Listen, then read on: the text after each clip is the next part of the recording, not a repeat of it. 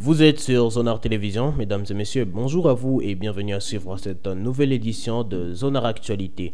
Nous allons parler des forces armées de la République démocratique du Congo qui ont annoncé avoir réussi à récupérer et à libérer plusieurs villages et villes stratégiques dans les territoires des Rutshuru et ses environs, précédemment sous les contrôles de la coalition rebelle M23 RDF. Selon la communication des forces armées de la République démocratique du Congo, cette victoire majeure témoigne de l'engagement inébranlable à restaurer la paix, la sécurité, l'intégrité territoriale dans la région de l'Est en RDC. L'armée a donc appelé la population à rester unie, résiliente et à soutenir les forces militaires dans cette lutte pour garantir la paix durable en RDC. Il s'est aussi de souligner que des combats violents entre les forces armées de la République démocratique du Congo et les Wazalando face à M23 ont été signalés la matinée de ce mardi 17 septembre 2024 aux alentours de la colline de Kaniro dans le territoire des Massissi. Et puis, le chef d'État congolais Félix-Antoine Tshisekedi Tshilombo a reçu ce lundi soir à la Cité de l'Union européenne le secrétaire général adjoint de l'Union des Nations Unies en charge des opérations de paix, Jean-Pierre Lacroix. La situation sécuritaire et humanitaire de l'Est de la République démocratique du Congo était le principal sujet de cette audience selon la présidence de la RDC. Il y a un processus diplomatique qui est le dialogue en cours à Luanda que nous soutenons à la fois politiquement mais aussi de manière opérationnelle avec les moyens de la MONUSCO, a déclaré Jean-Pierre Lacroix au sortir de cette audience accompagné de Huang Xia, envoyé spécial du secrétaire général de l'ONU pour la région des Grands Lacs et la chef de la MONUSCO, Madame Bintou Keïta. Rappelons ici que quelques heures avant, la ministre congolaise des Affaires étrangères avait rejeté toutes les propositions de travail d'experts de deux pays à Rubavu dans le processus de Luanda.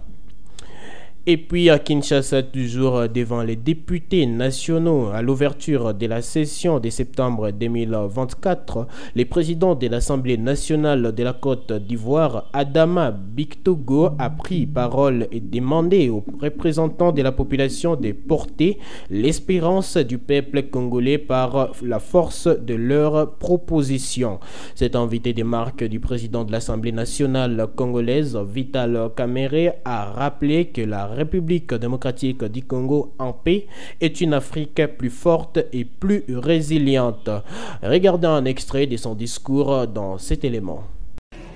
Honorables députés, le temps est venu pour notre Afrique de s'engager résolument dans la voie de la transformation de nos économies en privilégiant le développement humain. Honorables parlementaires, plus que jamais, l'Afrique doit se réconcilier avec elle-même en s'engageant dans la formation des jeunes, de notre jeunesse, dans l'exploitation de nos ressources par nous-mêmes. Nous souhaitons et nous croyons fermement en la paix en République démocratique du Congo, élément essentiel à la stabilité dans la région des lacs. Un RDC en paix est une Afrique plus forte, plus résiliente et capable de se projeter vers l'avenir. Et puis après une condamnation à mort prononcée par la justice militaire congolaise contre 37 individus, dont 6 étrangers, dans une affaire de tentative de coup d'État du 19 mai dernier à Kinshasa, l'Union européenne exprime ses vives craintes face à ce qu'elle qualifie de recul dans l'état des droits, notamment si ces exécutions venaient à être effectuées dans un pays qui avait jusqu'à présent choisi de maintenir les moratoriums sur la peine capitale. Elle a donc rappelé sa totale opposition à la peine de mort dans tous les cas et en toutes circonstances. La peine de mort est incompatible avec le droit à la vie et elle est cruelle et inhumaine avec une forte dégradation. C'est le contenu de la déclaration du porte-parole de l'Union européenne en réaction à ces nouvelles condamnations à mort. L'Union européenne a donc rappelé le gouvernement de la République démocratique du Congo à réintroduire ces moratoires. Et puis pour finir, la première ministre Judith Suminwa a déposé ce lundi 16 septembre au bureau de l'Assemblée nationale 3 projets de loi. Les projets de loi sur la finance, exercice 2025, les projets de loi portant réédition des composés d'exercice 2024 et les projets de loi de finances rectifiés 2024.